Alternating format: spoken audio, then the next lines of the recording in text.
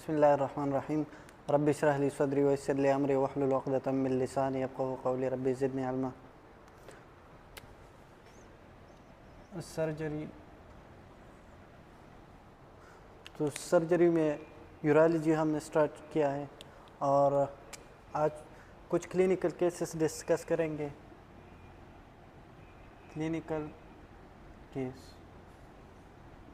अच्छा, clinical case इस तरह है। 1 year old child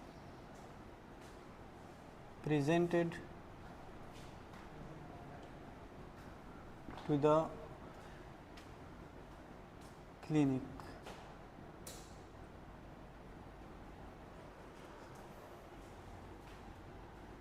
by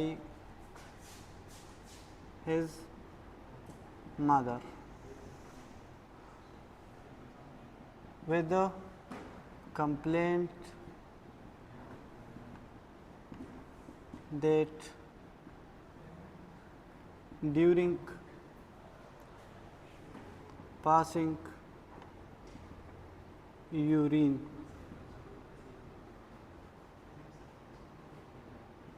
the urine has zigzag stream and also wet the cloths.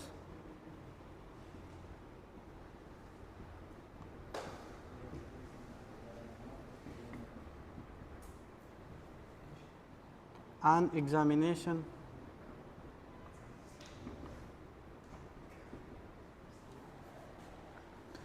the urethral opening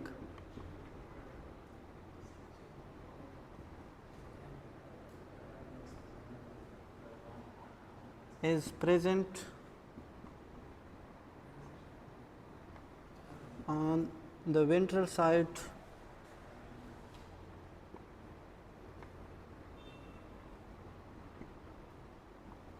of penis. Most likely congenital anomaly is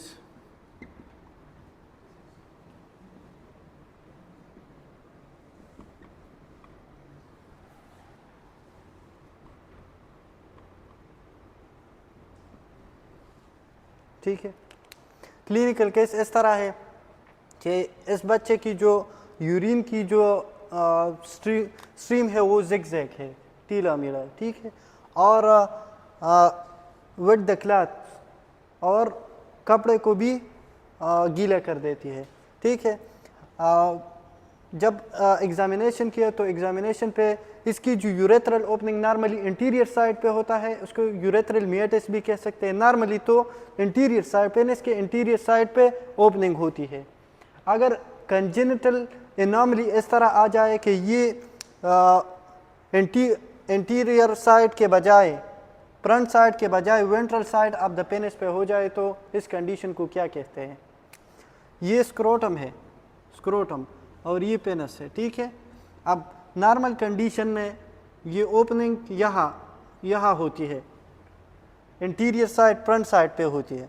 अगर ये ventral side है scrotum की तरफ और ऊपर की तरफ ये डोर्सल साइड है, तो अगर ये वेंट्रल साइड पे ये ओपनिंग इसके बजाय फ्रंट साइड के बजाय यहाँ पे आ जाए तो इस कंडीशन को क्या कहते हैं? यहाँ पे जब ये होल जो है, ये ओपनिंग जो है, अगर ये वेंट्रल साइड पे हो तो उसकी वजह से जिगजैग स्ट्रीम होगी यूरिन की और ये कपड़े भी गीला करेगी, ठीक है ना। तो इस कंडीशन को हाइपोस्पीडियासिस कहते हैं। इस कंडीशन को क्या कहते हैं? हाइपोस्पीडियासिस, हाइपोस्पीडियासिस,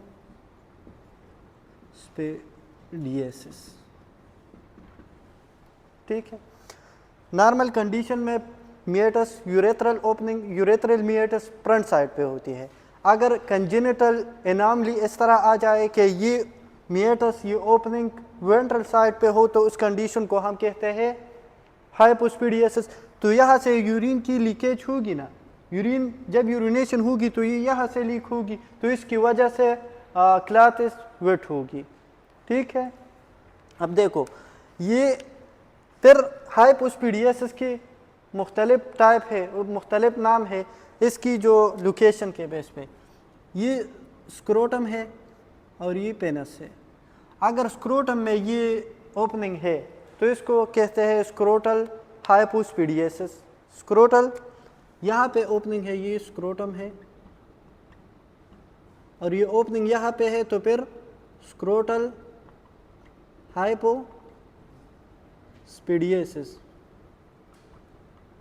अच्छा, अगर ये पेनिस और स्क्रोटम के जंक्शन है इस पे हो तो फिर पिनो स्क्रोटल हाइपोस्पीडियसिस। पेनिस और स्क्रोटम के जंक्शन तो पिनो स्क्रोटल हाइपोस्पीडियसिस, पिनो स्क्रोटल हाइपोस्पीडियसिस।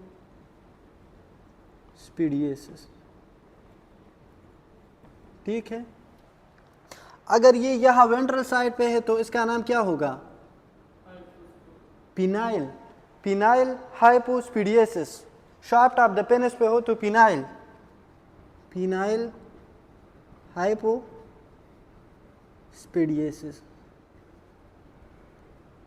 ठीक है। अगर ग्लैंस पेनिस पे हो, ये क्या है? ये यहाँ पे है वेंट्रल साइड पे, ग्लैंस पेनिस पे, तो फिर इसका नाम क्या होगा? ग्लैंस हाइपोस्पीडियसिस। ठीक है। स्क्रोटम में हो तो स्क्रोटल हाइपोस्पीडियसिस, दोनों पेनिस और स्क्रोटम के बीच में हो तो पिनोस्क्रोटल हाइपोस्पीडियसिस, और शाफ्ट ऑफ द पेनिस में है तो पिनाइल हाइपोस्पीडियसिस, ग्लैंस ऑफ पेनिस में है तो ग्लैंस हाइपोस्पीडियसिस। और कभी कभार ये एनामली इस तरह आता है कि ये वेंट्रल साइड है, इस तरह देखे, ये वेंट्रल साइड है, ये वेंट्रल साइड है और ये डोर्सल साइड है, ऊपर की तरफ जो है ये डोर्सल साइड है। तो कभी कभार ये ओपनिंग ऊपर की तरफ होती है, ये एनामली। तो फिर इस कंडीशन को क्या कहते हैं? हाइपो इपिस्पीडियसिस। ईपी का मतलब है अबव और हाइपो का मतलब है बिलो। तो बिलो अगर ये ओपनिंग है तो हाइपोस्पीडियसिस। हाइपोस्पीडियसिस वो कंडीशन है जिसमें नॉर्मल कंडीशन में पेनिस के इंटीरियर साइड फ्रंट साइड पे ओपनिंग होती है। अगर इनामली कंजेनिटल इनामली इस तरह आ जाए कि ये ओपनिंग फ्रंट साइड के बजाय बाकी जगहों पे हो, स्क्रोटम में हो, पेनिस की वेंट्रल साइड पे हो या जंक्शन पे हो, तो फिर उसको हाइपोस्पीडियसिस कहते हैं। अगर नीचे साइड की तरफ हो वेंट्रल साइड पे तो हाइपोस्पीडियसिस, ऊपर की तरफ इपिस्पीडियसिस। इसको क्या कहते हैं? इपिस्पीडियसिस।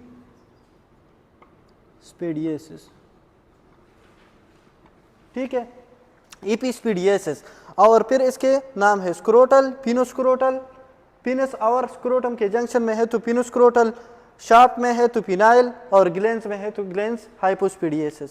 फिर इसकी ट्रीटमेंट हम किस तरह करेंगे?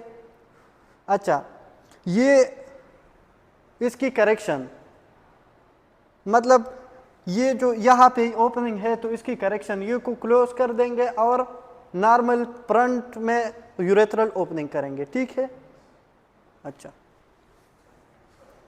तो ये था हाइपोस्पीडियसिस और ये इपिस्पीडियसिस है। इपिस्पीडियसिस में क्या होती है?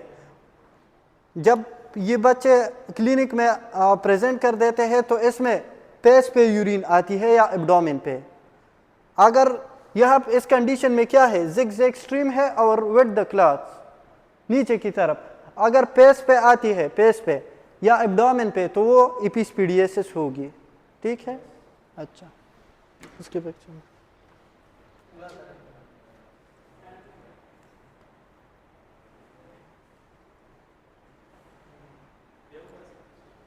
दिखता।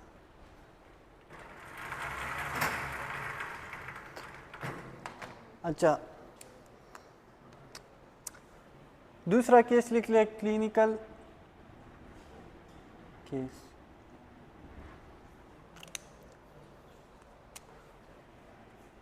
A 16-year old male from Hindu community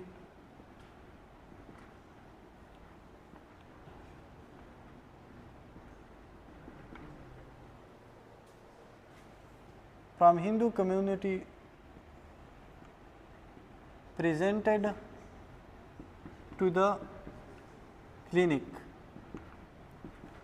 with complaint of dysuria,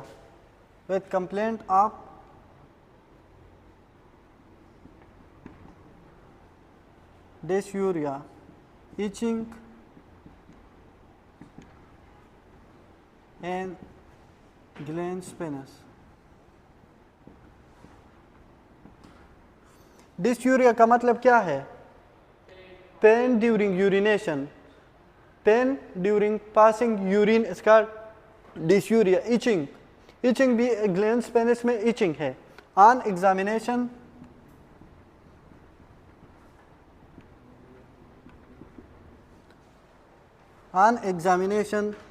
the skin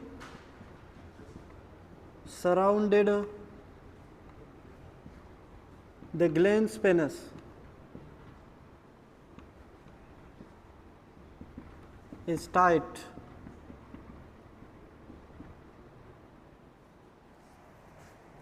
and can't pull back.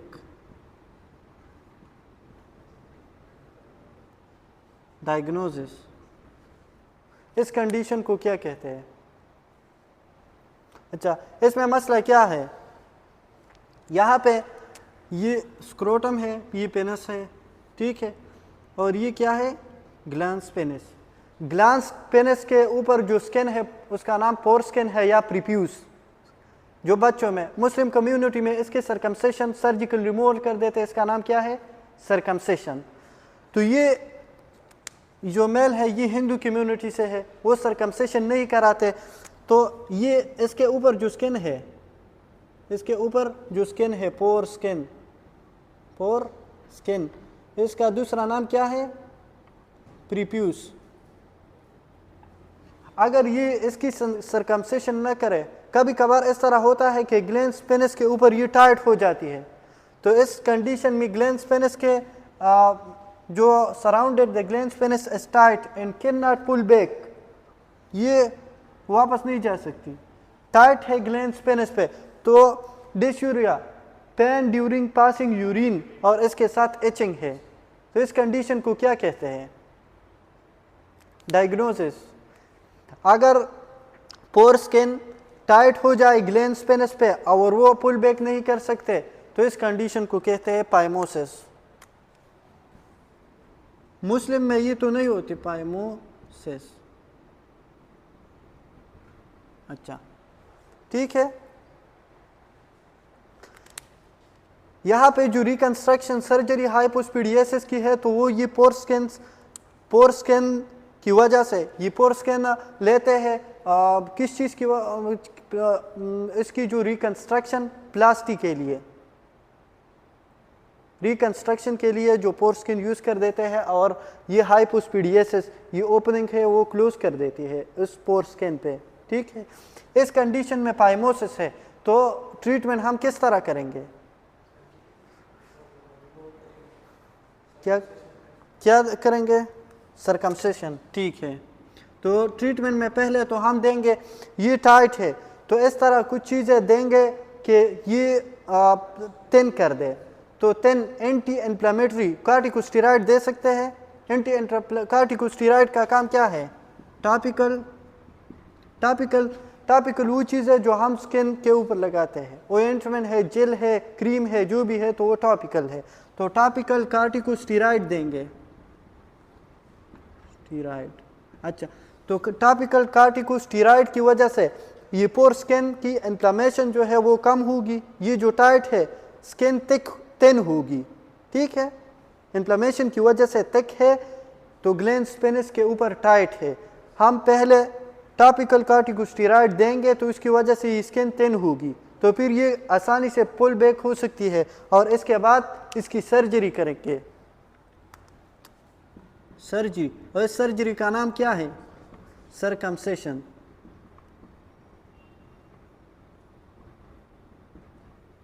ठीक है, अगर सरकमसेशन को टाइमली ट्रीट न करें, इसकी कॉम्प्लिकेशन क्या हो सकती है?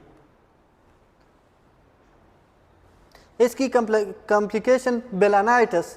बेलानाइटिस में ग्लैंड्स पेनिस की इन्फ्लेमेशन हो जाए तो इस कंडीशन को बेलानाइटिस कहते हैं। इसकी पिक्चर लें।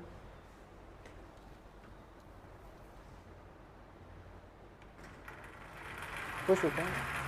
अच्छा,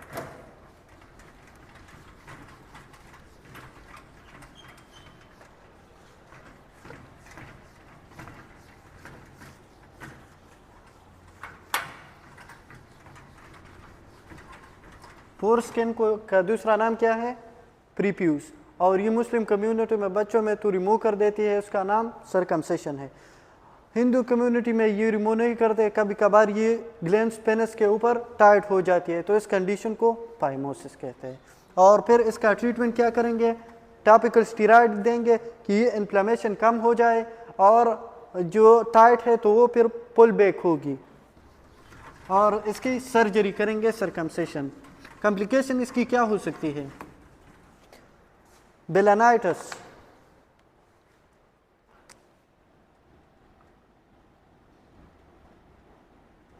कॉम्प्लिकेशन। अच्छा, तो balanitis, inflammation of glans penis, inflammation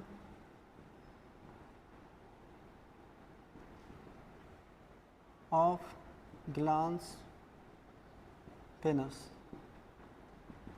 is known as belanaitis। इसमें क्या होती है बेलानाइटिस में? स्वेलिंग होती है, स्वेलिंग, फीवर, इचिंग और इसके साथ साथ टेंडरनेस। बेलानाइटिस को ट्रीट करने, ये जो बैक्टीरिया की वजह से हो गई है, इसके लिए हम क्या देंगे? ट्रीटमेंट। ट्रीटमेंट में ये इन्फ्लेमेशन है तो इन्फ्लेमेशन के लिए क्या देंगे? एंटी इन्फ्लेमेटरी वो ड्रग है जो इन्फ्लेमेशन को कम कर देती है और दर्द को ख़त्म कर देती है। ठीक है, तो कार्टिकोस्टेरॉइड देंगे, कार्टिको। अच्छा, और जिस बैक्टीरिया की वजह से हो गई है तो उसके लिए एंटीबायोटिक देंगे। ब्रॉड स्पेक्ट्रम एंटीबायोटिक कौन सी है? सेप्ट्राएक्सोन दे सकते हैं, सेप्ट्राएक्सोन। ठीक है, अगर ग्लैंड्स पेनिस और फोरस्किन दोनों की इन्फ्लेमेशन हो तो फिर इस कंडीशन को क्या कहते हैं? Glands penis plus foreskin inflammation, inflammation of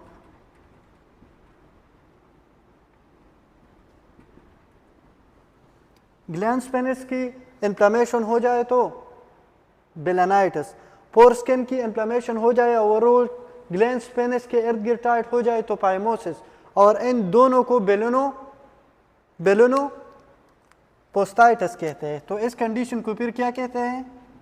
बेलोनोपोस्टाइटिस।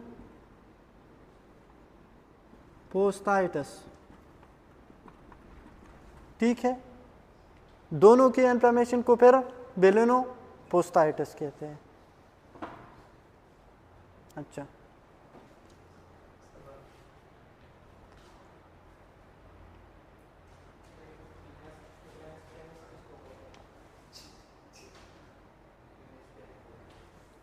अच्छा,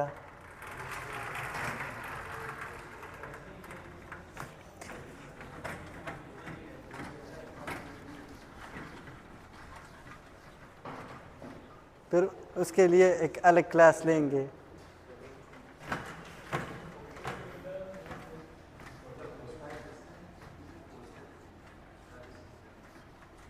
अच्छा, ठीक है। अप्रोच टू स्क्रोटल स्वेलिंग, ये कंडीशन इसको गौर से देखे, ये मसले ज़्यादातर लोगों का आते हैं। अप्रोच टू स्क्रोटल स्वेलिंग,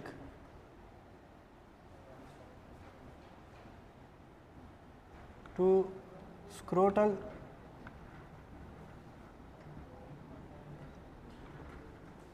ठीक है। स्क्रोटल स्वेलिंग में या तो प्रीडोमिनेंट पेन होगी या प्रीडोमिनेंट स्वेलिंग होगी। प्रीडोमिनेंट का मतलब है जो ज़्यादा, मतलब ये यहाँ पे पेन भी है और स्वेलिंग भी है, लेकिन ज़्यादा स्वेलिंग है या पेन है, मसला किस चीज़ की वजह से ज़्यादा है। अगर पेन ज़्यादा है तो प्रीडोमिनेंट पेन है तो दोनों, लेकिन या पेन ज़्यादा है या स्वेलिंग ज़्यादा है। तो हम ये इसकी दो इस तरह प्रीडोमिनेंट पेन हो गया, हाँ, और या प्रीडोमिनेंट स्वेलिंग होगी। ठीक है, मतलब इन दोनों कंडीशन, इसमें पेन है लेकिन यहाँ पे ज़्यादा मसला स्वेलिंग है, स्वेलिंग ज़्यादा है, स्क्रोटम की स्वेलिंग, प्रीडोमिनेंट स्क्रोटम स्वेलिंग, और यहाँ predominant scrotum pain, scrotal pain, यहाँ पे पेन ज़्यादा है, यहाँ पे स्वेलिंग ज़्यादा है। अब प्रीडोमिनेंट पेन या तो एपिडिडमाइटिस में हो सकती है या टेस्टिकुलर टॉर्जन में, टेस्टिकुलर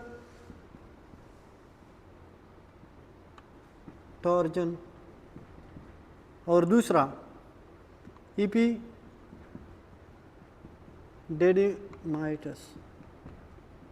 ठीक है, और प्रीडोमिनेंट स्क्रोटम स्वेलिंग या तो हर्निया में होगी या हाइड्रोसील में होगी या टेस्टिकुलर कैंसर में। ठीक है, तो यहाँ पे हर्निया एक एक को डिस्कस कर देते हैं। ठीक है, हर्निया, हाइड्रोसील और तीसरा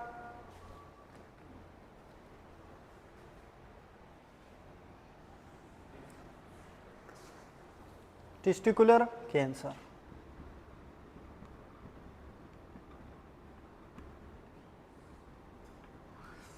इनमें मसला ज़्यादा स्वेलिंग की है। ठीक है, प्रीडोमिनेंट स्वेलिंग यहाँ पे है। टेस्टिकुलर टॉर्जन का मतलब है ट्विस्टिंग ऑफ स्पर्मेटिक कॉर्ड, ठीक है, which lead to cut off blood supply to the testes। तो इस कंडीशन को कहते हैं टेस्टिकुलर टॉर्जन। ये उन लोगों में ज़्यादा होते हैं जो राइडिंग करते हैं, बाईसाइकिल चलाते हैं, तो टेस्टिकुलर टॉर्जन के मसले आ सकते हैं। अच्छा, तो टेस्टिकुलर टॉर्जन पहले लिख ले, testicular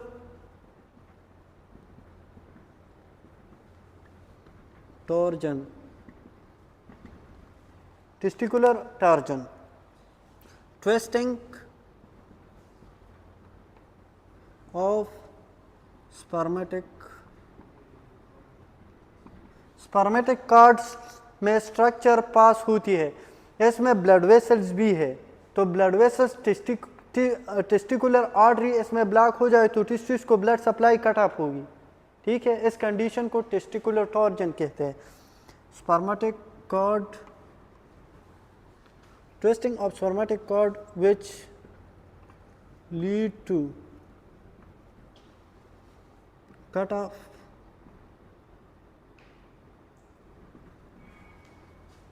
blood to testis। Spermatic cord में ब्लड वेसल से मुख्तलिफ स्ट्रक्चर इसमें जाती है। ठीक है, तो जो ब्लड टेस्टिकुलर आर्टरी है, ब्लड सप्लाई कर देते हैं टिस्टिस को। अगर इसकी टॉर्जन, ये ब्लड वेसल है, ठीक है, इसकी ट्विस्टिंग हो जाए, ट्विस्ट इस तरह, इस गुड, हाँ क्या,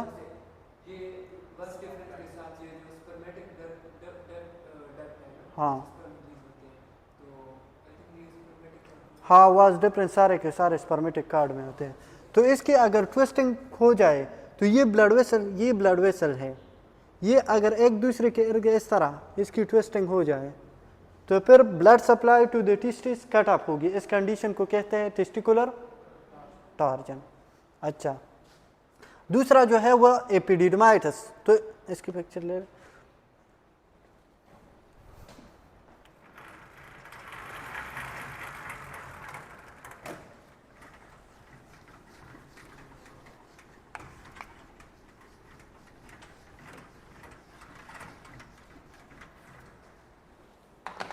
पहले एपिडेडमिस क्या है? Epididymis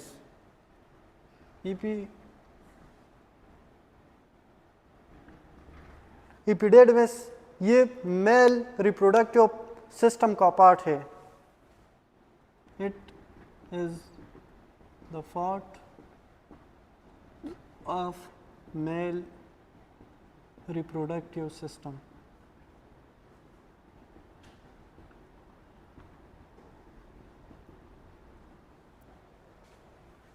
It is behind the testes. It is behind the testes, or it is coil shaped.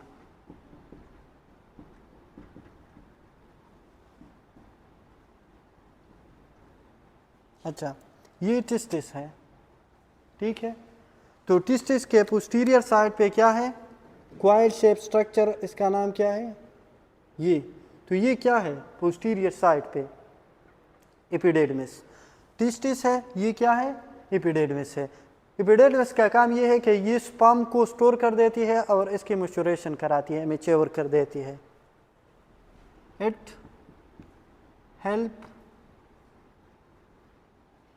To store and mature sperm, ठीक है। अच्छा, तो ये क्या है? एपिडेडमिस है। इसके लिए दो साइन, टेस्टिकुलर टॉर्जन और टेस्टिकुलर एपिडेडमाइटिस। एपिडेडमिस की इन्फ्लेमेशन को एपिडेडमाइटिस कहते हैं, और इसकी फिर जो साइन इसके लिए यूज़ होते हैं तो इसका नाम है प्रीन साइन। तो इसलिए पहले लिख ले एपिडेडमाइटिस।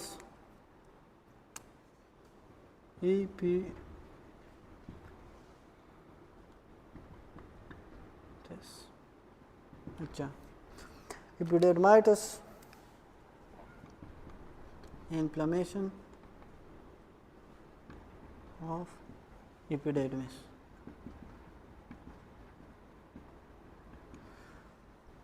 काजेस, इसकी जो पैथोलॉजी है काजेस,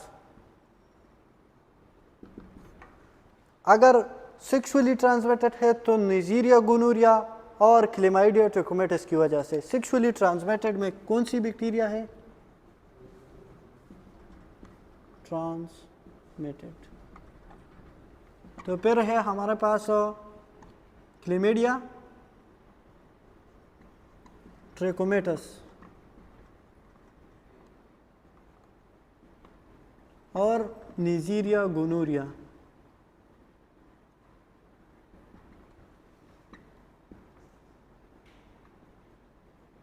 ठीक है।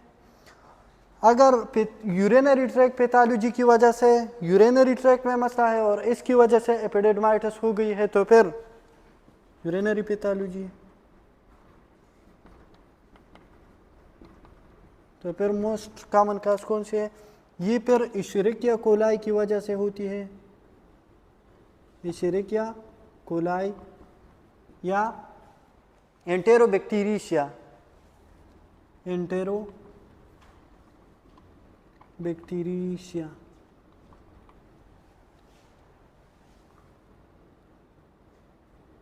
AEA, ठीक है।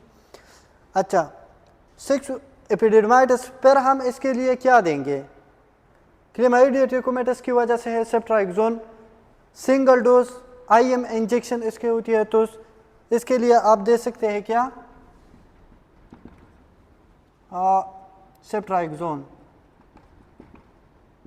इशरिकिया के लिए बेस्ट कौन सी है? सेफ्ट्राइक्सोन तो ब्रॉड स्पेक्ट्रम है। ब्रॉड स्पेक्ट्रम वो है जो पॉजिटिव ग्राम नेगेटिव दोनों के लिए आप दे सकते हैं।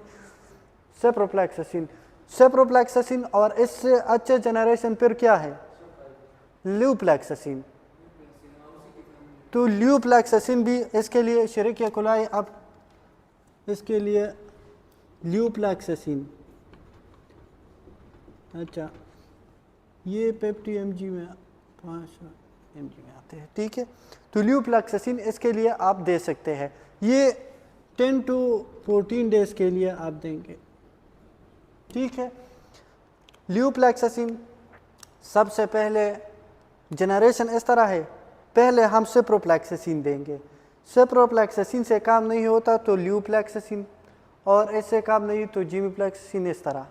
अगर आप पहले से ल्यूफ्लैक्सासिन देंगे तो इसके बाद मैं सेप्रोफ्लैक्सासिन दे सकता हूँ, ये तो ओल्डर जनरेशन है और ल्यूफ्लैक्सासिन न्यू जनरेशन है, ठीक है। अब देखो हमें किस तरह पता चलेगा कि ये टेस्टिकुलर टॉर्जन है और या एपिडिडमाइटिस है, ठीक है। तो इसको इसकी डिफरेंस को जानने के लिए देखें। अच्छा, टेस्टिकुलर टॉर्जन के लिए ये इमीडिएटली क्या करते हैं, सर्जरी, और ये वापस ठीक करते हैं। इसका नाम क्या है, इसके टेस्टिकुलर टॉर्जन के लिए क्या करते हैं, अनट्विस्टिंग सर्जरी, डिटोर्जन, इसको अनट्विस्टिंग। तो क्या करेंगे, अनट्विस्टिंग, अनट्विस्टिंग, अनट्विस्टिंग या डिटोर्जन, ये टोर्जन है तो डिटोर्जन का। और ये अगर इसको अर्चिडोपेक्सी कहते हैं, अर्चिडोपेक्सी, अनट्विस्टिंग, अर्चिडोपेक्सी, अर्चिडोपेक्सी।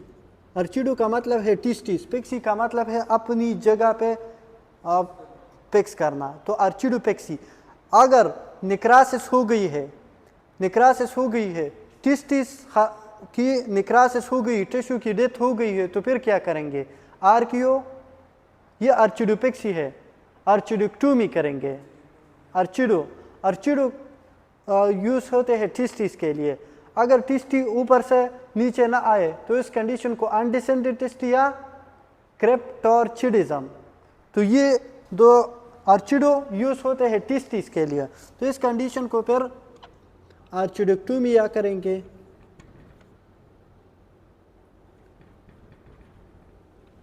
ठीक है। अगर टिस्टिस ठीक है तो फिर अर्चिडोपेक्सी, मतलब ये इमीडिएट सर्जरी है। अगर 3-4 आवर के बाद ये पेशेंट प्रेजेंट कर दिया है इमरजेंसी में तो अर्चिडोपेक्सी। टिस्टिस ख़राब हो गई है, उसकी निक्रासिस हो गई है, तो फिर टिस्टूस को रिमूव करेंगे, और टिस्टूस की रिमूवल को अर्चिडोक्टोमी कहते हैं। एक्टोमी लास्ट में आता हो तो इसका मतलब है रिमूवल, जिसमें मसला है, ठीक है। अच्छा, एक की जो सर्जरी कराता है आर्कियोपेक्सी, तो इसके साथ साथ वो दूसरे भी अपनी जगह पे पेक्स कर देते हैं कि इसकी ट्विस्टिंग दोबारा ना हो जाए, और ये ज़्यादातर बाईसाइकिल राइडर में हो सकती है, टेस्टिकुलर टॉर्जन, ठीक है। तो ये अनट्विस्टिंग सर्जरी इसके लिए कराते हैं। अच्छा, अब इसकी किस तरह पता चलेगा, दोनों में प्रीडोमिनेंट पेन है, प्रीडोमिनेंट पेन है, तो हमें किस तरह पता चलेगा कि ये एपिडिडमाइटिस है या टेस्टिकुलर टॉर्जन है।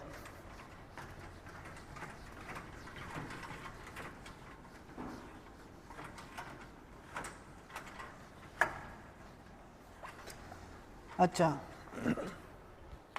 प्रीहेंसाइन, प्रीहेंसाइन ये वाइवा में भी पूछ सकते हैं। तो प्रीहेंसाइन क्या है, by elevating the testis, by lifting the testis, इसमें लिख ले बाय लिफ्टिंग द टिस्टिस। तो फिर अगर आप टिस्टिस को ऊपर कर दे तो इसकी वजह से या तो पेन कम होगी या ज्यादा होगी, हाँ। अच्छा, इफ पेन रिलीफ, अच्छा, और इसमें पेन क्या होती है, इंक्रीज। अच्छा, इसमें ये टिस्टिस है और टिस्टिस के बैक साइड पे क्या है, क्वाइल शेप एपिडेर्मिस। अब देखो, अगर ये टिस्टिस हम इस तरह ऊपर कर दें और एपिडेर्मिस में इन्फ्लेमेशन है तो ये दर्द कम होगी या ज़्यादा? ये इस तरह देखो, अब ये इस तरह टिस्टिस है और इसके पीछे साइड पे क्या है, ये इसके पीछे साइड पे एपिडेर्मिस है। अब ये एपिडेर्मिस की इन्फ्लेमेशन हो गई है, एपिडेर्माइटिस, ठीक है। देखो, अगर ये टिस्टिस हम इसकी ऊपर कर दे तो पेन कम होगी या ज़्यादा? कम। क्यों ज़्यादा? इस तरह, अगर ये इस तरह अटैच है तो पेन ज़्यादा है, अगर हम ये टिस्टिस इससे ऊपर कर दे तो पेन कम होगी। हाँ, तो अब पेन रिलीफ, तो फिर एपिडेड, तो ये पेन कम होगी, तो इसका मतलब है ये प्रेन साइन पॉजिटिव है, तो ये शो करता है एपिडेर्माइटिस।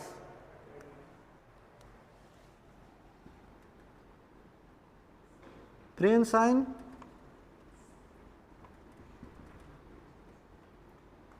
पॉजिटिव, और ये क्या शो करता है, एपिडेर्माइटिस।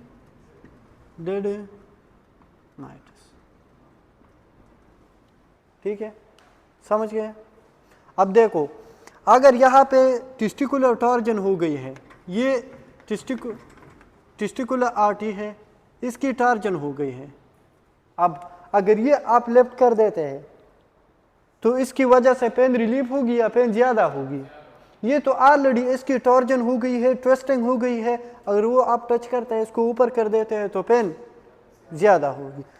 और ये टिस्टिस है, टिस्टिस के पीछे साइड पे एपिडेर्मिस है, एपिडेर्मिस की इन्फ्लेमेशन है, आप इससे टिस्टिस ऊपर करें, ठीक है, पेशेंट से इजाज़त लेंगे और बाई इसकी परमिशन के बाद आप इसकी टिस्टिस को ऊपर कर देंगे, ठीक है।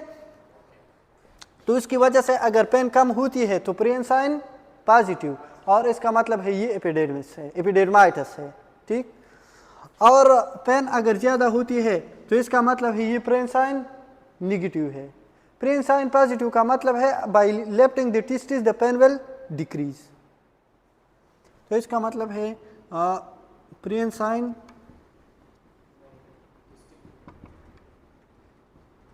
निगेटिव, और ये शो कर देता है टेस्टिकुलर टॉर्जन, ठीक है, समझ गए? अगर पेशेंट आपको आ जाए, ठीक है, पेशेंट का मसला है, क्या मसला है, स्क्रोटम स्वेलिंग है, स्क्रोटम स्वेलिंग है और उसमें पेन है, ठीक है, तो इसमें ज़्यादातर पेन है, स्क्रोटम में स्वेलिंग की बनिस्बत पेन ज़्यादा है, तो आप किस तरह इसकी अप्रोच किस तरह करेंगे? पेन ज़्यादा है तो किस तरह इसके अप्रोच करेंगे? हाँ, तो ऊपर इसकी टिस्टिस को ऊपर करने से क्या होती है, अगर पेन कम होती है तो यार ये तो आसान है, ये टिस्टिस के ऊपर पीछे साइड पे एपिडेर्मिस है और इसकी इन्फ्लेमेशन हो गई है, अगर इससे ये टिस्टिस हम ऊपर कर दे तो दर्द कम होगी ना, तो pain relief, Prehn's sign positive, epididymitis. अगर ये टॉर्जन है तो टॉर्जन है और ये ऊपर कर दे तो फिर पेन ज़्यादा होगी, तो Prehn sign negative, testicular torsion. हाँ, यस, नहीं, ये अनस्टैंडिंग पोजीशन,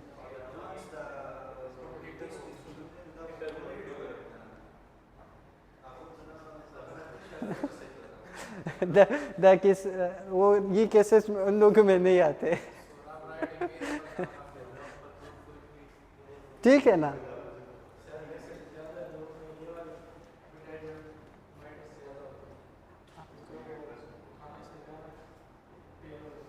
पेन कम होगी, हाँ, अच्छा। अब देखो, एक होते हैं क्या, अच्छा, वो पढ़ लेंगे, वो कुछ कंडीशन पढ़ लेंगे इसके बाद। क्या? या स्वेलिंग ज़्यादा है, पेन कम हो, तो मैंने आपको बताया कि हम अप्रोच टू द स्क्रोटम दो तरीक़ों से करते हैं। पेशेंट की तकलीफ किस चीज़ की वजह है, स्वेलिंग ज़्यादा है या पेन ज़्यादा है? पेन ज़्यादा है तो या टेस्टिकुलर टार्जन होगी या एपिडिडमाइटिस, समझ गए? अब अगर स्क्रोटम में स्वेलिंग ज़्यादा है, यहाँ पे एक स्टूडेंट को मसला भी आया था, मैंने मुझसे पूछ लिया था कि इसमें पेनलेस है, तो पेनलेस है या पेनफुल है, और स्क्रोटम की स्वेलिंग हो गई थी, ठीक है? तो फिर आप वो इसके बाद हम डिस्कस करेंगे। अगर पेन ज़्यादा है तो फिर या टेस्टिकुलर टार्जन होगी या एपिडिडमाइटिस होगी। अच्छा, तो एपिडिडमाइटिस में by elevating the testis a pain decrease, it mean it is Prehn's sign positive epididymitis, it will show epididymitis. Prehn's sign negative, by lifting the testis the pain will increase, Prehn's sign negative testicular torsion. मतलब positive तब होगी जब आप उसके लिए कुछ करें, दर्द कम होगी, और इसमें टेस्टिस उसकी पेशेंट के हमने ऊपर कर दी फिर भी दर्द कम नहीं हुआ, मजीद ज़्यादा, तो प्रियन साइन का कुछ फ़ायदा नहीं हुआ, तो मतलब प्रियन साइन नेगेटिव, ठीक है? अच्छा, और जब आपको पता चला कि ये एपिडिडमाइटिस है या टेस्टिकुलर टार्जन है तो ट्रीटमेंट तो कर सकते। अनट्विस्टिंग सर्जरी टेस्टिकुलर टार्जन के लिए, एपिडिडमाइटिस के लिए एंटी इन्फ्लेमेटरी ड्रग देंगे, एंटीबायोटिक कौन सी बैक्टीरिया की वजह से होगी? हाँ, क्या?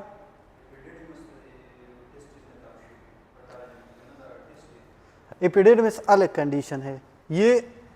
अच्छा, ये टेस्टिस है, टेस्टिस के ऊपर क्वाइल शेप एपिडिडमिस है, ये क्वाइल शेप इसकी क्वाइल है, इसकी टार्जन नहीं है।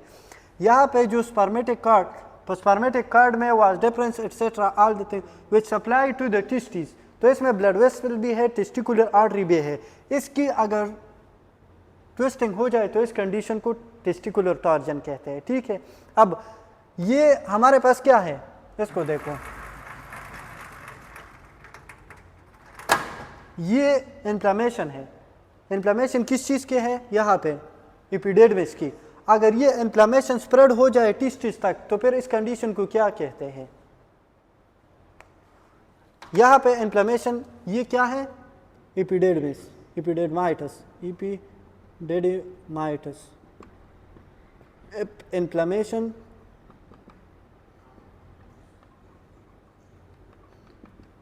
स्प्रेड टू टेस्टिस, और ये टेस्टिस के अपर पोल को ये स्प्रेड होगी, तो फिर इस कंडीशन को आर्कियो एपिडिडमाइटिस कहते हैं, आर्चिडो एपिडिडमाइटिस, आर्चिडो एपिडिडमाइटिस।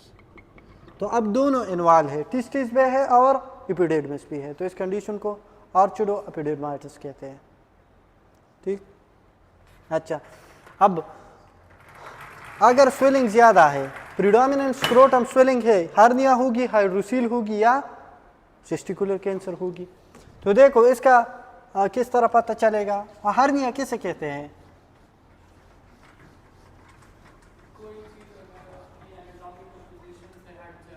हाँ बिल्कुल, आपने एनाटॉमिकल पोजीशन से डिस्प्लेस हो जाए आर्गन या पार्ट ऑफ द आर्गन, तो इस कंडीशन को हार्निया कहते हैं।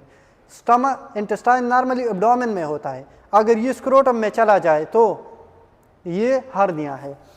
अच्छा, स्टमक नॉर्मली एब्डोमेन में होता है, अगर ये डायफ्राम के ऊपर चला जाए तो भी इसकी डिस्प्लेसमेंट है। लीवर, आप ये बताएं, लीवर अपने पोजीशन पे है तो ये नीचे क्यों नहीं जाते? हाँ, तो डायफ्राम तो ऊपर है, नहीं, किडनी नीचे क्यों नहीं जाते? किस चीज़ की वजह से? अच्छा, ये रस्सी से, जिस रस्सियों से बांधे हैं, और रस्सी क्या है? लेगामेंट है। लीवर भी किस चीज़ के थ्रू अटैच है? रस्सियों से बांधा है, लेगामेंट के थ्रू, ठीक है? जो अपने पोजीशन पे पेक्स है तो वो किस चीज़ की? लिगामेंट की वजह से। नहीं, वो बोन टू मसल जो कनेक्ट करता है वो टेंडन है। अंटर एब्डोमिनल ऑर्गन में लिगामेंट होती है, ठीक है। हाँ, अच्छा, तो, हाँ क्या, लीवर तो मसल नहीं है, लीवर में मसल तो वो होते हैं जो मूवमेंट करती है। अच्छा, ठीक है। इसमें देखे हार्निया,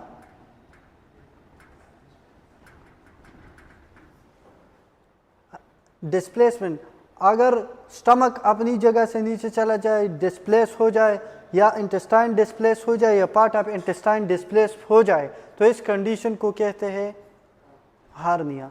अब तो मिसप्लेसमेंट या मिसप्लेसमेंट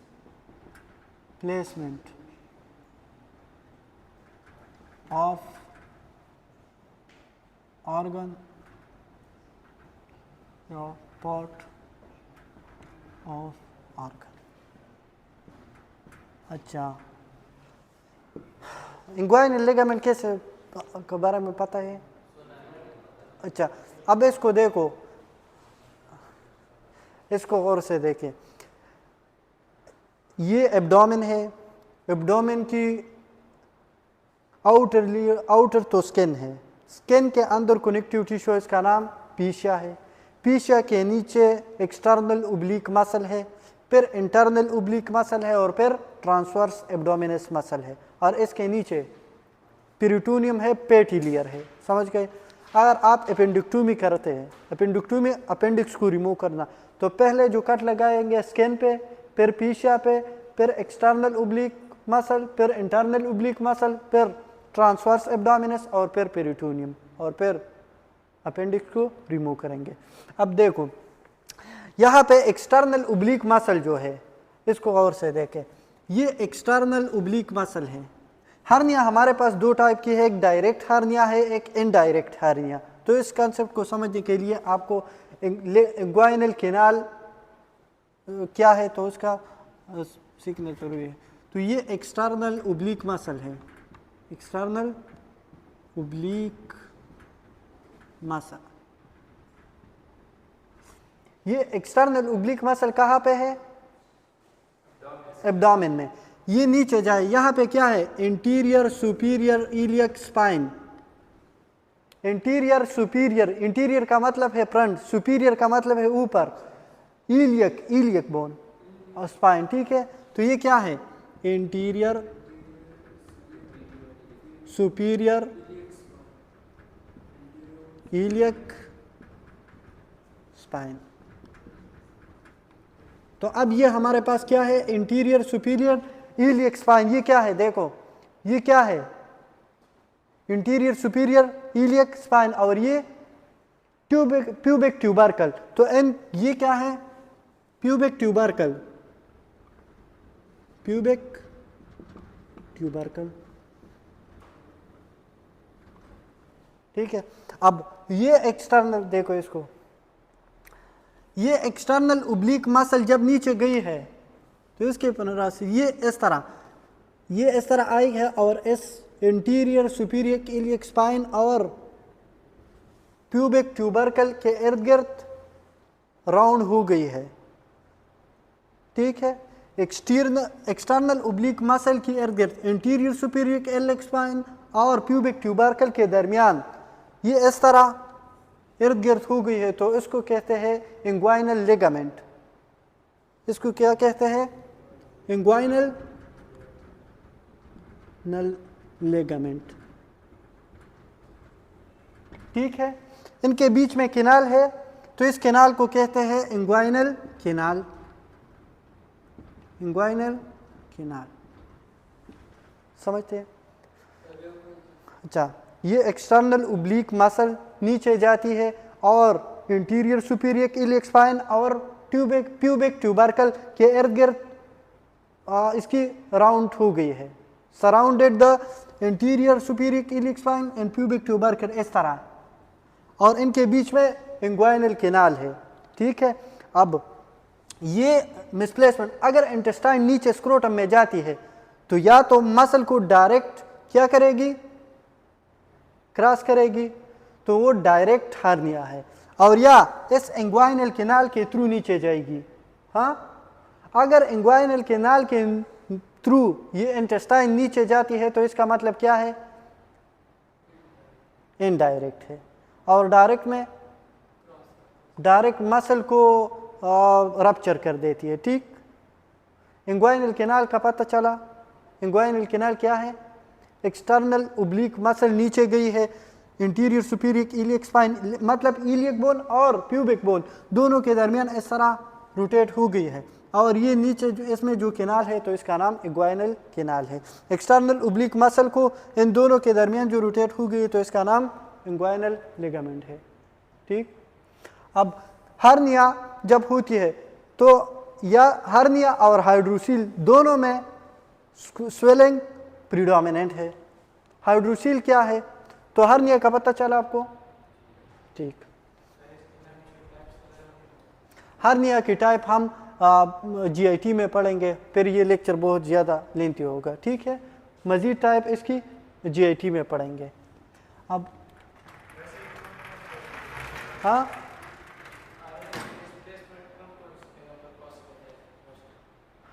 फिर वो हम जीआईटी में पढ़ेंगे। कभी कभार जो स्टमक है वो ऊपर जाती है डायफ्राम के थ्रू, इंटेस्टाइन नीचे चले जा सकते, तो जीआईटी में वो पढ़ लेंगे।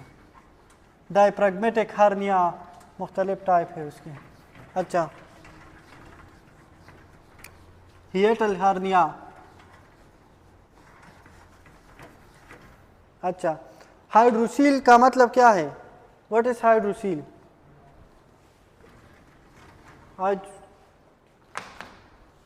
हाइड्रो का मतलब है water, fluid, a serous accumulation of serous fluid and the tunica vaginalis। Tunica vaginalis testis के इर्द गिर्द होती है। अगर कंजेनिटल प्रॉब्लम है, ट्यूनिका वेजिनेलिस या ओपन है या कोई इन्फेक्शन हो गई है जिसकी वजह से ट्यूनिका वेजिनेलिस में फ्लूइड जमा हो जाए, तो इस कंडीशन को कहते हैं हाइड्रोसील। और हाइड्रोसील स्क्रोटम में फ्लूइड जमा हो जाए तो फिर स्वेलिंग होगी, ठीक है ना। और इंटेस्टाइन नीचे स्क्रोटम में चला जाए तो स्वेलिंग होगी, तो होगी, दोनों में होगी, दोनों में प्रेडोमिनेंट स्वेलिंग होगी। अच्छा, तो इसमें लिखे a condition in which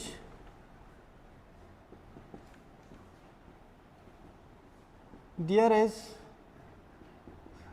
accumulation of serous fluid and tunica vaginalis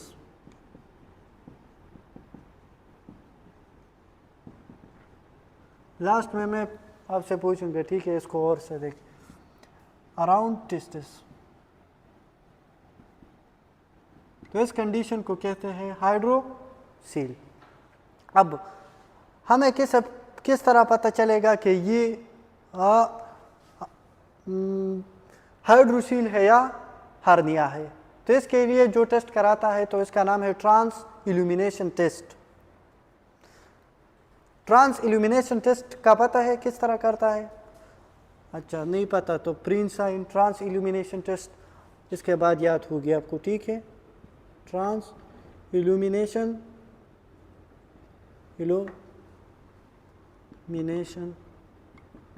trans illumination test.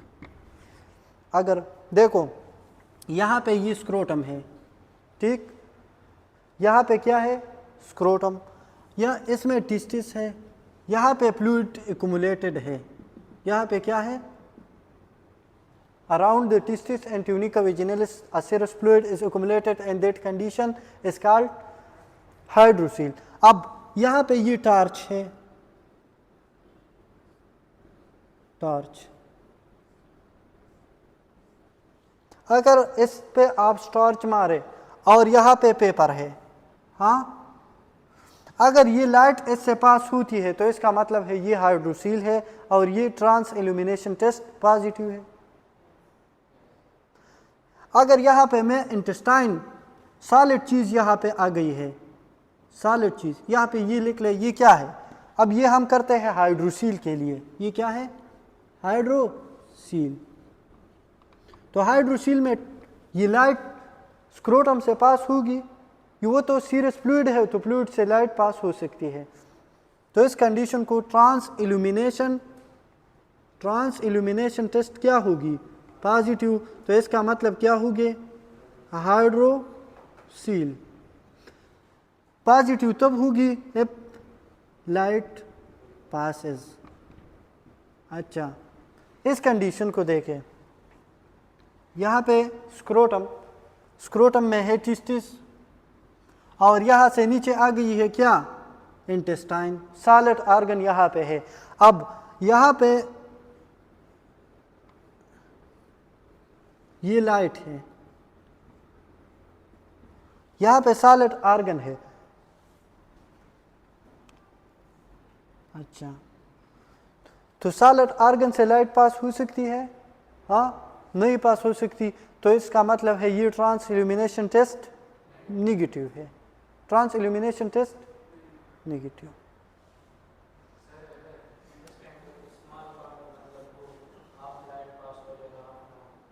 किस तरह हाफ लाइट पास? अच्छा, तो हाफ मतलब इस तरह आई है तो आपको पता चलेगा कि इतने जगह तक इंटेस्टाइन आ गई है। ठीक है, तो ये फिर क्या होगी? Transillumination test negative.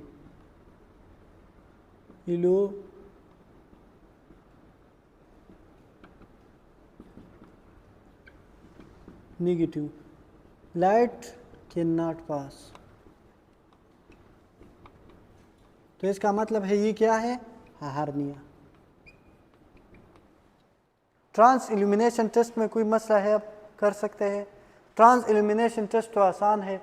इसमें लाइट स्क्रोटम पे जब आप डालते हैं तो इसकी वजह से अगर लाइट पास होती है तो हाइड्रोसील, नहीं होती तो फिर क्या है?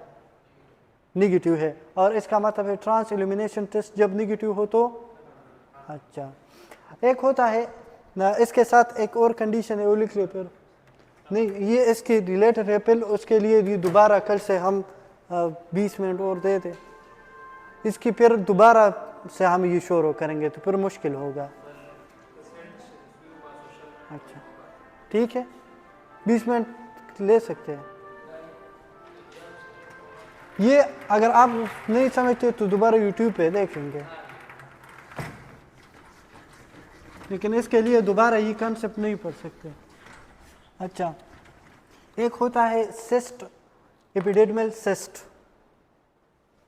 एपिडेर्मल सिस्ट। टेस्टिकुलर कैंसर कल पढ़ेंगे, फिर ये पढ़ते हैं। एपिडेर्मल सिस्ट क्या है? सिस्ट का नाम सुना है? एक सेक, एक लेयर, तीली, ठीक है। अगर इसके अंदर फ्लूइड है, सेमी सॉलिड मटेरियल है एंड कभी कभार इस गैसेस भी कंसिडर करें तो इसको सिस्ट कहते हैं। ठीक, तो इसमें लिखे फ्लूइड पेल्ड सेक। फ्लूइड पेल्ड सेक को क्या कहते हैं? सिस्ट। फ्लूइड पेल्ड सेक को सिस्ट कहते हैं और ये एपिडेर्मिस में है तो एपिडेर्मल सिस्ट। एपिडेर्मिस। अच्छा, ये यूजुअली पेनलेस होती है, ये सेल्फ रिजॉल्व होती है। अगर नहीं होती तो फिर हम इसकी सर्जरी करेंगे, इसकी एक्सcision। तो यूजुअली पेनलेस। अच्छा, ये क्या होती है? Usually painless. और इसकी ट्रीटमेंट यूजुअली, इसके लिए हम ट्रीटमेंट नहीं करते तो usually non if not treated then surgical excision, surgical excision, तो फिर ये हम सर्जिकली रिमूव कर देते हैं। सिस्ट क्या है? एक सेक है, तीली है जिसके अंदर फ्लूइड है, सेमी सॉलिड सिस्ट। ये क्या है? सेक। और इस सेक में क्या है? फ्लूइड फिल्ड या सेमी सॉलिड मटेरियल इसमें है, या गैसेस रियरली ये होता है इसमें। तो इस कंडीशन को कहते हैं सिस्ट। अच्छा, फिर ये खुद ब खुद रिजॉल्व होते हैं, नहीं होते तो फिर सर्जिकली ये रिमूव कर देंगे। ठीक है। अच्छा, क्लिनिकल केस लिख लें।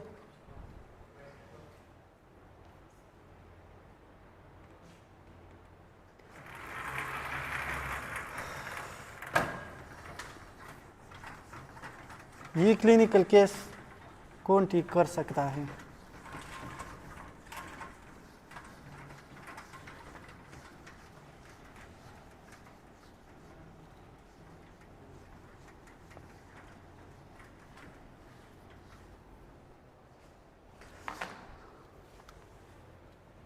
Clinical case, a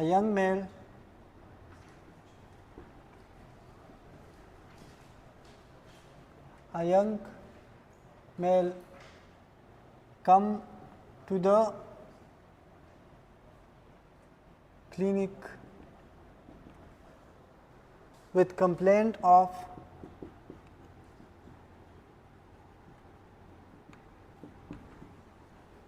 scrotal swelling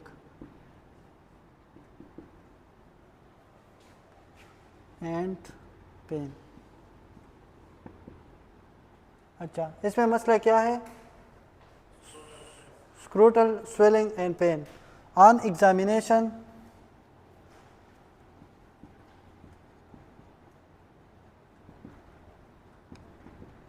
the surgeon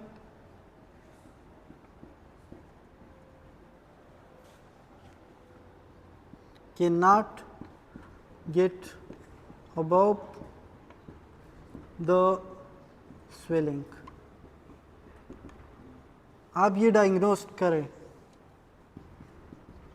अच्छा, पेशेंट है, उसकी स्क्रोटम की स्वेलिंग है, स्क्रोटम की स्वेलिंग है, तो मतलब है उनको या तो हार्निया है या हाइड्रोसील है। अच्छा, सर्जन ने जब पाल्पेट किया, ऑन एग्जामिनेशन या ऑन पाल्पेशन लिख ले, ऑन एग्जामिनेशन या पाल्पेशन। अच्छा, जब सर्जन चेक करते हैं, पाल्पेट कर देते हैं स्क्रोटम की स्वेलिंग को, तो वो जितना ऊपर जाता है तो वो इसकी स्वेलिंग ख़त्म नहीं होती, तो ये हार्निया है या हाइड्रोसील है। अच्छा अच्छा, मैं आपको ये एब्डोमेन है, ठीक है। ये क्या है? स्क्रोटम है। यहाँ से इंटेस्टाइन आ गई है, नीचे हार्निया है। अब ये सर्जन है, स्क्रोटम को पाल्पेट कर देती है, और ये जब ये इस पॉइंट तक आ जाते हैं, पीरिनियम तक, तो फिर ये स्वेलिंग ख़त्म नहीं हुई, can not get about the swelling. ठीक है, तो ये हार्निया होगी। अगर ये फ्लूइड है, मिसाल यहाँ ये एब्डोमेन है, यहाँ पे फ्लूइड एक्युमुलेट है, हाँ फ्लूइड है, तो फिर अगर वो पाल्पेट कर देती है, जब यहाँ पे आते हैं तो ये स्वेलिंग ख़त्म होगी, तो फिर हाइड्रोसील है। यहाँ पे एग्जामिनेशन जब सर्जन करता है तो वो स्वेलिंग तो होता है, हाँ, तो ऊपर जाती है, तो मतलब ऊपर से कुछ नीचे आ गई है, तो इस कंडीशन को क्या कहते हैं? हार्निया। ये क्या है? हार्निया। अच्छा, दूसरा जो केस है ये बहुत इंटरेस्टेड है।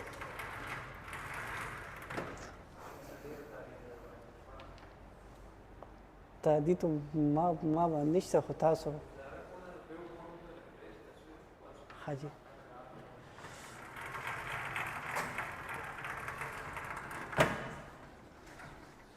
अच्छा,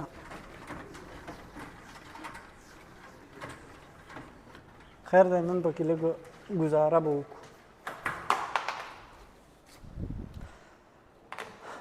दूसरा कंडीशन इस तरह है, clinical case.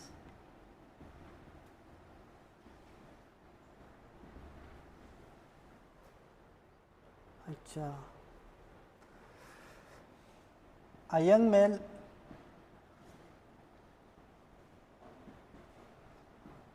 presented to the physician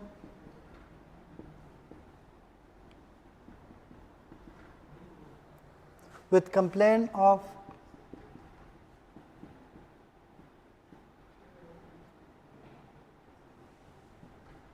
अच्छा, आप मुझे ये बताएं एपिडेडमाइटिस में ट्रांस इल्यूमिनेशन टेस्ट पॉजिटिव होगी या निगेटिव? एपिडेडमाइटिस में निगेटिव, सेरोफ्लूइड में पॉजिटिव होगी, ठीक है। हाइड्रोसील में with complaint physician with complaint of, तो एपिडेडमाइटिस और टेस्टिकुलर टार्जन के लिए तो हम प्री एंड साइन चेक करते हैं ना। With complaint of mild scrotal, यहाँ पे थोड़ा सा स्क्रोटम की स्वेलिंग है और पेन है, mild scrotal swelling and pain, ठीक है। ऑन एग्जामिनेशन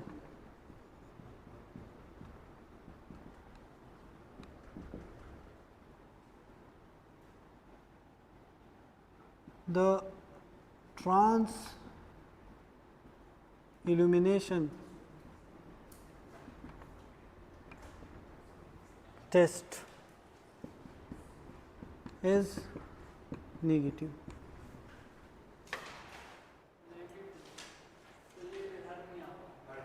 अच्छा, आप वेरिकोसील में चेक करें, ट्रांस इल्यूमिनेशन टेस्ट पॉजिटिव होता है या नेगेटिव, गूगल पे चेक करें, मोस्ट लाइकली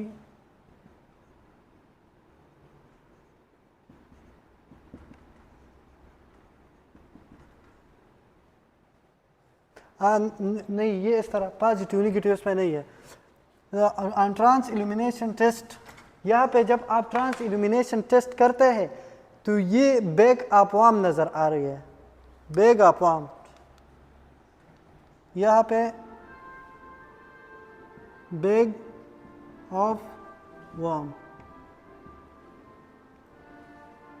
ठीक है। Test show bag of worm, तो इस कंडीशन को कहते हैं वेरिकोसील। अब देखो ये किस तरह होता है, तो मैं आपको ये समझाता हूँ। वेरिकोसील, इस कंडीशन को वेरिकोसील कहते हैं। यहाँ वेरिकोसील दूसरे ये ऊपर वाले बोर्ड पे इसकी पिक्चर निकालें।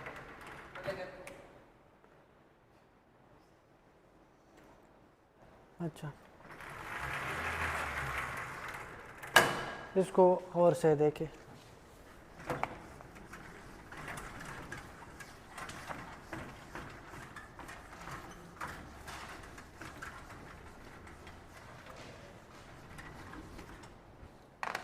यहाँ पे स्क्रोटम है, हाँ, स्क्रोटम में छोटे छोटे वेंस है, यहाँ पे क्या है, छोटे छोटे वेंस, ये प्लेक्सिस बनाती है और इस प्लेक्सिस का नाम क्या है, पिम्पिनिपाम वेनस प्लेक्सिस। ये छोटे छोटे वेन मिलकर क्या बनाते हैं स्क्रोटम में, पिम्पिनिपाम वेनस प्लेक्सिस। ये क्या है, स्क्रोटम है, और ये क्या बनाते हैं, पिम्पिनिफॉर्म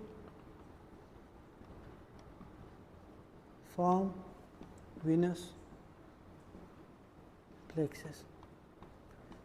इसको एक बार देखें तो यह कुछ ना कुछ आसान होगी, नहीं समझते तो फिर दोबारा यूट्यूब पे देखेंगे, ठीक है।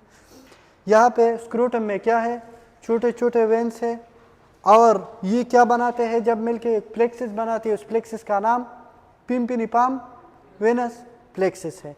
अब देखो यहाँ पे है किडनी, यहाँ पे क्या है, किडनी, इस तरह ये किडनी है और ये भी किडनी है, ये राइट किडनी है, राइट किडनी, और ये लेफ्ट किडनी है।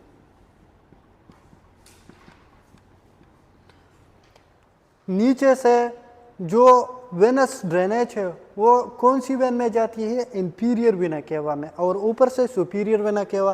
तो अब ये हमारे पास क्या है, ये inferior vena cava,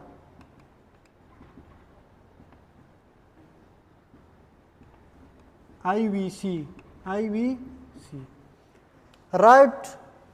right kidney से जो ब्लड ड्रेन कर देती है वो किस वेन के through, right renal vein, direct inferior vena cava में अपने ब्लड डालती है।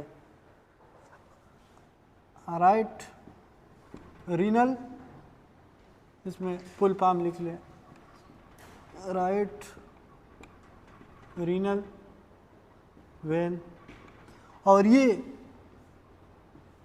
लेफ्ट रीनल वेन है।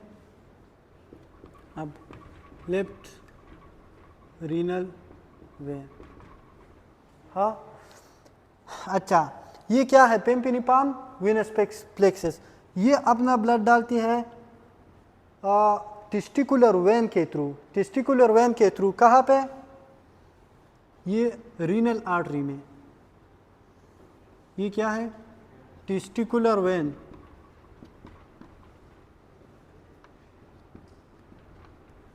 लेफ्ट रीनल वेन में अपने ब्लड डालती है टेस्टिकुलर, लेफ्ट टेस्टिकुलर वेन, ठीक है। अच्छा, राइट जो है, राइट डायरेक्टली अपना ब्लड डालती है किस चीज़ में, ये तो वेन है तो black when, right direct inferior vena cava में अपने ब्लड डालती है, समझते हैं। Left testicular vein, left renal when में अपना ब्लड डालती है, right testicular vein direct inferior vena cava में अपना ब्लड डालती है। अब देखो यहाँ से नीचे क्या आ गई है, एवोटा, एवोटा इस तरह, ये क्या है, एवोटा। एवोटा जब थोरेसिक में हो तो इससे एसोफेजियल आर्टरी, ब्रोंकियल आर्टरी निकली है, और इसके जब डायफ्राम को ये क्रॉस करे तो T12 रीजन पे उससे निकला है क्या, यहाँ पे ये हमारे पास T12, T12 का मतलब है थोरेसिक वर्टिब्री 12, ये L1 है और ये क्या है L3, तो थोरेसिक वर्टिब्री पे निकला है क्या, coeliac trunk. Main abdominal artery जो है वो कितने हैं, मेन एब्डोमिनल आर्टरी कितने हैं, एब्डोमिनल एवोट्रा की मेन कितने ब्रांचेस है, 3। सीलियक, ये क्या है, सीलियक ट्रंक, सीलियक ट्रंक। अच्छा, अब L1 पे क्या निकला है, सुपीरियर मेजेंटेरिक आर्टरी, तो सुपीरियर मेजेंटेरिक आर्टरी, और यहाँ पे ये इस तरह है, और L3 पे क्या निकला है, inferior mesenteric artery. Mesentery use होते हैं इंटेस्टाइन के लिए, इसके इर्द गिर्द जो पेरिटोनियल लेयर है वो मेजेंट्री है, तो इसका नाम भी मेजेंटेरिक आर्टरी। अब देखो, अच्छा, ये राइट रीनल वेन तो डायरेक्ट इंफीरियर वेन में जाती है, लेफ्ट रीनल वेन जो है ना, ये सुपीरियर मेजेंटेरिक आर्टरी और एब्डोमिनल एवोटा के अंदर एंगल है, ये एवोटा है, एब्डोमिनल एवोटा है, यहाँ से मेजेंट्री सुपीरियर मेजेंटेरिक आर्टरी निकली है, तो इन दोनों के दरमियान ये एंगल है, ये नॉर्मली ये एंगल होता है 38 और 60, क्या, नहीं, एवोटिक आर्च तो अलग है, हार्ट से जो निकला है तो सुपीरियर असेंडिंग एवोटा, फिर ये इस तरह आर्च बनाती है और फिर डिसेंडिंग नीचे गई है। अब देखो ये L1 पे निकली है सुपीरियर मेसेंटेरिक आर्टरी। हाँ, तो ये जो आर्टरी निकली है तो ये इस तरह निकली है, तो इन दोनों के दरमियान एक एंगल है, तो इस एंगल को कहते हैं एओर्टो मेसेंटेरिक एंगल। एओर्टो, इस एंगल का नाम क्या है? एओर्टो मेसेंटेरिक एंगल। एओर्टा और मेसेंट्री के दरमियान है तो एंगल, और ये नॉर्मली कितना होता है? 38 से लेकर 65 डिग्री तक। अगर ये एंगल नैरो हो जाए, 25 डिग्री से कम हो जाए, तो ये दो चीज़ें कराता है। अगर यहाँ पे ये क्या है? एओर्टो मेसेंटेरिक आर्टरी, और ये एओर्टो मेसेंटेरिक आर्टरी और इस एंगल में इस तरह कौन सी लेफ्ट रीनल वेन गई है? लेफ्ट रीनल वेन गई है। अब अच्छा, नट क्रैकर सिंड्रोम का नाम सुना है? लेफ्ट रीनल एंट्रैपमेंट सिंड्रोम नहीं सुना? Superior mesenteric artery syndrome, cast syndrome, Wilkie syndrome. अगर ये इन पॉइंट को देखा तो फिर सारी चीज़ें आसान हैं। ठीक है,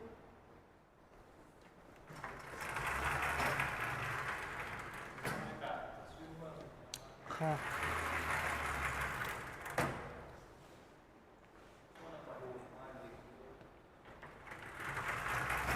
बस ये टॉपिक है, जब ये कंप्लीट हो जाए तो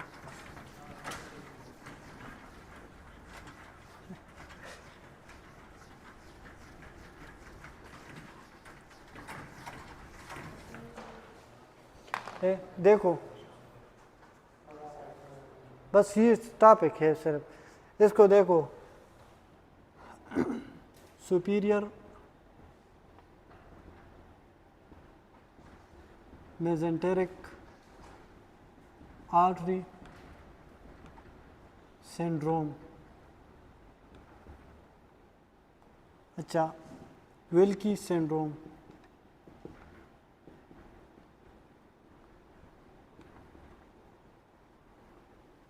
केस्ट सिंड्रोम,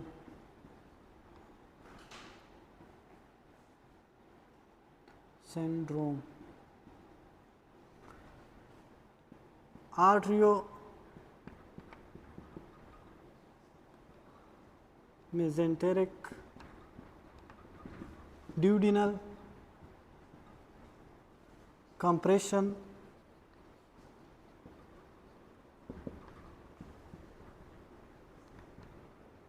ये आपको पता है इसकी कौन सी, इसमें कौन सी सिंड्रोम को आपको पता है?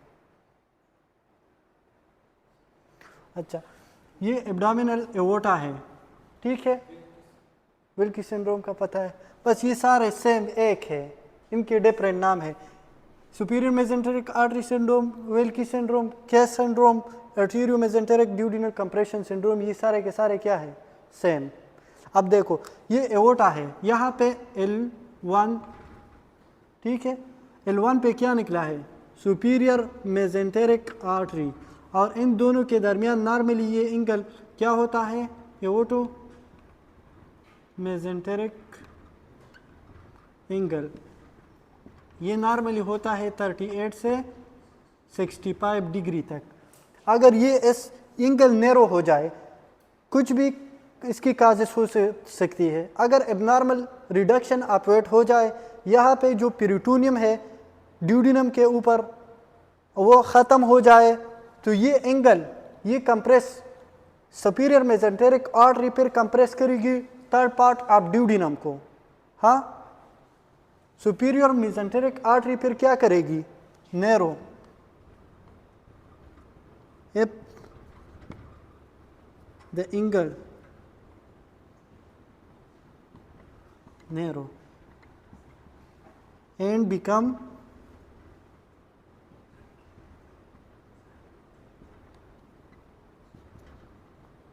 (25 डिग्री), तो अब ये फिर कंप्रेस करेगी थर्ड पार्ट ऑफ ड्यूडिनम को। Third part of compress, third part of duodenum. Duodenum को हम फोर्थ पार्ट में डिवाइड कर देते हैं, ड्यूडिनम। अब ड्यूडिनम कंप्रेस हो जाए, ठीक है, सुपीरियर मेजेंटेरिक आर्टरी ये नैरो एंगल की वजह से है, तो इसका नाम है वेल्कीज सिंड्रोम, केस सिंड्रोम, ये सारे नाम किस चीज़ है, इस कंडीशन को कहते हैं वेल्कीज सिंड्रोम, या इन चारों नाम एक सिंड्रोम के हैं। इसमें क्या होता है, अगर ड्यूडिनम कंप्रेस हो जाए तो फिर क्या मसले होगी, गैस्ट्रिक आउटलेट कम होगी, गैस्ट्रिक आउटलेट ऑब्स्ट्रक्शन होगी। ये स्टमक है और यहाँ पे ड्यूडिनम है, तो यहाँ पे ये कंप्रेस है, सुपीरियर मेजेंटेरिक ने ये क्या किया है, कंप्रेस, तो गैस्ट्रिक आउटलेट होगी, गैस्ट्रिक के जो फूड है तो वो नीचे जाएगी नहीं, तो कंटेंट नहीं नीचे नहीं जाएगी तो वोमिटिंग। तो हम ये इंटरनल मेडिसिन में डिटेल से पढ़ लेंगे, लेकिन आपको पता हो कि नैरो एंगल की वजह से अगर third part of duodenum compress हो जाए तो इस कंडीशन को वेल्की सिंड्रोम कहते हैं। और ये चारों नाम के syndrome, Wilkie syndrome, superior mesenteric artery syndrome, ये सेम है। अब यहाँ पे जो लेफ्ट रीनल वेन है, लेफ्ट रीनल वेन कभी कभार ये इसमें ये लेफ्ट रीनल वेन एंट्रैप हो जाती है, इस नैरो एंगल की वजह से लेफ्ट रीनल वेन एंट्रैप होती है, ये राइट रीनल वेन डायरेक्ट गई है और ये एंटीरियर साइड आप एओर्टा पे गई है, तो इसकी वजह से लेफ्ट रीनल वेन कभी कभार एंट्रैप होती है। इस कंडीशन को कहते हैं नट क्रैकर सिंड्रोम। समझ गए? इसमें ये क्या है, ये है, ये रेड में मैंने ड्रा किया लेकिन ये वेन है, ये क्या है, लेफ्ट रीनल वेन। अगर ये एंगल क्लोजर की वजह से ड्यूडिनम ऑब्स्ट्रक्ट हो जाए तो फिर ये कंडीशन है, हाँ, और इसकी वजह से लेफ्ट रीनल वेन कंप्रेस हो जाए, left renal when compression, compression, तो इसका नाम क्या है, एंट्रैप, कंप्रेस या एंट्रैप, तो इस कंडीशन को कहते हैं left renal when entrapment, entrap,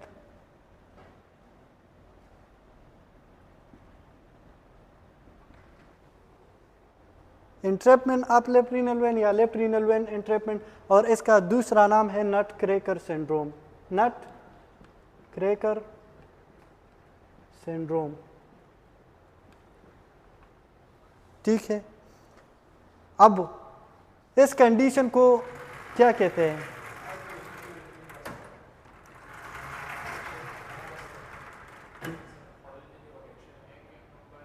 बस खत्म है। अब देखो, ये लेफ्ट रीनल वेन एंट्रैप हो जाए, लेफ्ट रीनल वेन जब एंट्रैप हो जाए, हाँ, ये इस तरह कंप्रेस हो जाए, ये किस चीज़ में, narrowing angle of superior mesenteric artery और एओर्टा, जो नैरोइंग एंगल की वजह से ये एंट्रैप हो जाए, तो फिर बैकवर्ड प्रेशर किस चीज़ पे जाएगी, किडनी पे, तो किडनी के मसले होगी, ये यहाँ पे टेस्टिकुलर वेन भी है, बैकवर्ड प्रेशर यहाँ पे आएगी ना, बैकवर्ड प्रेशर नीचे आएगी टेस्टिकुलर वेन पे, पिम्पिनिपाम वेनस प्लेक्सस, और ये छोटे छोटे वेन है, ये भी डायलेटेड होगी, तो ट्रांस इल्यूमिनेशन टेस्ट पे ये छोटे वेन बेगा फॉर्म नजर आएगी, बेगा फॉर्म, तो इस कंडीशन को कहते हैं वेरिकोसील। समझ गए? दोबारा इसको बस, अच्छा, ट्रांस इल्यूमिनेशन टेस्ट में हम लाइट पास करते हैं, ठीक है, तो ट्रांस इल्यूमिनेशन टेस्ट, बस खत्म इसको, ट्रांस इल्यूमिनेशन टेस्ट में हम लाइट पास करते हैं, अगर लेफ्ट रीनल वेन की एंट्रैपमेंट हो गई है ये एंगल की क्लोजर की वजह से, तो इस कंडीशन को नट क्रैकर सिंड्रोम कहते हैं। तो नट क्रैकर सिंड्रोम की वजह से ये कंप्रेस है, तो बैकवर्ड प्रेशर किडनी पे जाएगी, ये तो किडनी से वेन ब्लड को ड्रेन कर देती है, इंपीरियर वेन, तो फिर ये ड्रेन नहीं करेगी तो बैकवर्ड प्रेशर किडनी पे जाएगी और टेस्टिकुलर वेन में जाएगी, और पिम्पिनिपाम वेनस प्लेक्सस में भी ज़्यादा प्रेशर होगी, डिजिटल वेन डायलेटेड होगी, तो डिजिटल वेन छोटे छोटे वेन है ना, तो वो बैक वार्म की तरह नज़र आएगी, तो इस कंडीशन को वेरिकोसील कहते हैं, ठीक।